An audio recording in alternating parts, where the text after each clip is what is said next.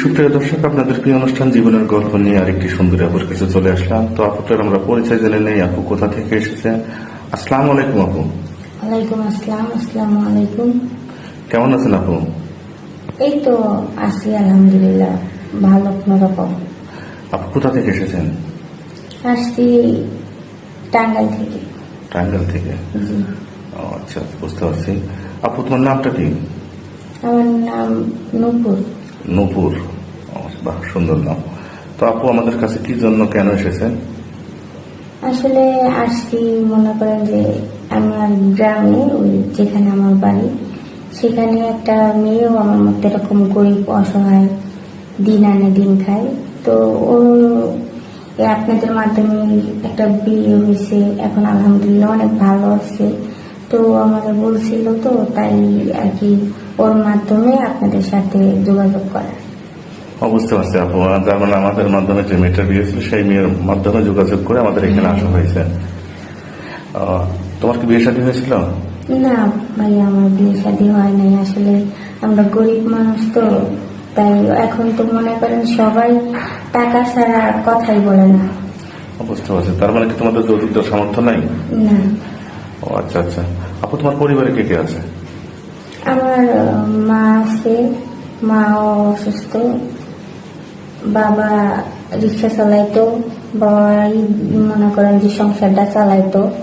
আমরা দুই ভাই বোন, কিন্তু ভাইটাও ছোট, ভাইটাও পড়াশোনা করাইতে পারি না, নিজেও পড়াশোনা করতে করতে এখন বন্ধ হয়ে গেছে।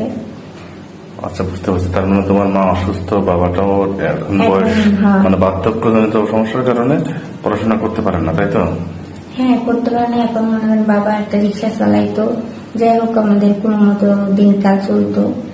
এখন বাবাও অসুস্থ হয়ে গেছে একটা অ্যাক্সিডেন্টের পরে, ঘরে বিছানায় মনে করেন পড়া। এখন মনে করেন যে সারাদিনে 3 বেলা মানুষের কাছে খাবার লাগে, তার মধ্যে মনে হয় যে 1 বেলা খাই বা 2 বেলা খাই, 3 বেলা কোনোদিন খাইছি কিনা সন্দেহ।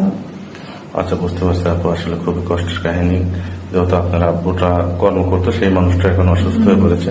তাই এখন আপু, তুমি কি পড়াশোনা করছো? হ্যাঁ, করছিলাম 9 পর্যন্ত, তারপরে আর করতে পারিনি। কিন্তু ইচ্ছা ছিল করার, আর কি করবো, কপালে না থাকলে যা হয়। আচ্ছা আচ্ছা, যাই হোক আপু, যেহেতু আমাদের এখানে আছো, আমাদের এখানে থেকেও নিরাশ হয়ে ফেরেন ইনশাল্লাহ। এই আশায় আসছি যে আপনাদের মাধ্যমে যদি আচ্ছা, যাই হোক না, আমরা চেষ্টা করব এবং মানে যথাসাধ্য চেষ্টা করবো আমাদের মাধ্যমে তোমার জন্য একটা সুন্দর মানুষ আমরা মিলাই দিতে পারি। যাই হোক না আপু, অনেক কথাই বললাম। তোমার একটা কন্ট্যাক্ট নাম্বার দাও, দর্শক। আসলে ভাইয়া হচ্ছে কি বলবো, আমার নাম্বার তো নাই। আমি এখানে আসতে অনেক কষ্ট করে, কারণ এই যুগে ফোন সবার থাকে, যে ভিক্ষা করে তারও থাকে, কিন্তু দুঃখের বিষয় যে আমার ফোন নাই। ঠিক আছে, ওই মেয়েটার থেকে আপনাদের নাম্বার নিয়ে ওর ফোন দিয়ে কথাবার্তা বলে, তারপরে আপনারা তো জানেন যে কত কষ্ট করে এখানে আসছি আমি। সুপ্রিয় দর্শক, আসলে কিছু বলার নেই। আপুটা তার লাইফের যে কথাগুলো আমাদের মাঝে তুলে ধরছে, আসলে 2-4-5 মিনিট একটা মানুষের জীবন কাহিনী বলে শেষ করা যায় না। চেষ্টা করবো এই ভিডিওটাই যেন আপুর শেষ ভিডিও হয়, আমরা যেন ক্যামেরার সামনে আপুটার না আসতে হয়। তো আপুটার ফোন নাম্বার নাই, আমাদের নাম্বারটা ডিসপ্লেতে দেওয়া থাকবে। দয়া করে কেউ ভিডিও কল দিবেন না, অডিও কল দিবেন। ভিডিও কল দিলে ব্লক মারতে বাধ্য হব। ভালো থাকবেন, সুস্থ থাকবেন। আল্লাহ হাফেজ।